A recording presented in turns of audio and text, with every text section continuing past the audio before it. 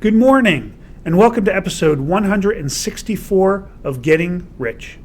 I'm your host, Rich Checkan, president of Asset Strategies International, and today is Wednesday, March 6th, 2024.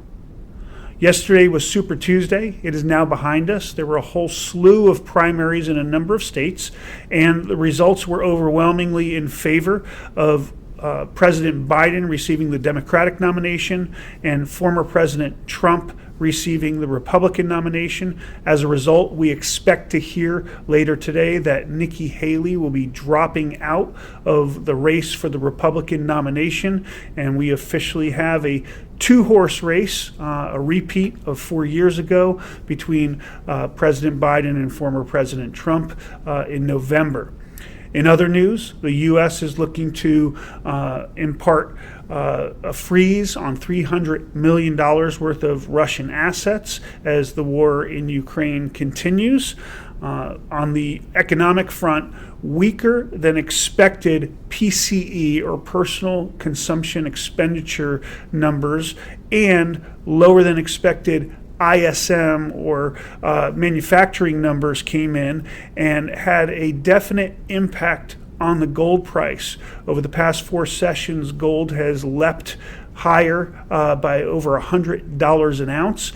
We have hit new all-time closing highs for gold and new all-time intraday highs for gold. As a result, the numbers weren't that different than expectations, but inflation was lower, manufacturing and therefore growth in the economy was lower, and that's leading people to believe that the Fed will, yes, at some point go ahead and cut rates. Of course, we know they will at some point. The question is when, but the impact on the market was definitely felt, especially on the precious metals.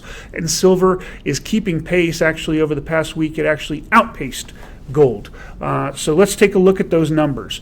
Gold up 5.1% on the week to $2,131.20 an ounce from $2,028.70 an ounce last week. Silver's up 6.1% to $23.82. It did touch over $24, but it pulled back a hair. It was $22.44 an ounce last week. Platinum is up 0.75% to $896 from $889 an ounce last week, and palladium was up 0.4% to $982 an ounce from $942 an ounce last week. With silver slightly outperforming gold, the number of ounces of silver it takes to buy an ounce of gold, that gold-silver ratio is down to 89.81. It was 90.77 last week, and the U.S. dollar showing a little bit of weakness, down to 103.64. It was slightly over 104 at 104.07 last week. So we're hitting new all-time highs, and everybody's telling me that gold is high in price, and therefore they're waiting to see if gold will go ahead and pull back. And it very well may in the short term. But I just want to stress something I've been saying over and over. I hope people listen and understand that gold has been consolidating in price from $2,000 to $2,100 an ounce for the past 3 years. Okay, so these levels, albeit high, albeit at all-time highs for gold, are not the ceiling that we're banging our head on as we peak in this bull market. They are the foundation we are building to go higher with the next leg up. You got to understand that after this consolidation, we're going to see higher prices, typically not a drop in prices. Got gold?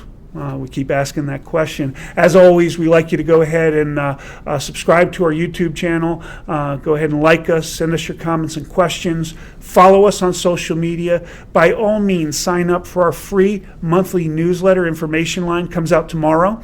And our twice weekly free alerts, always something interesting. But don't ever forget that getting rich starts with keeping what's yours.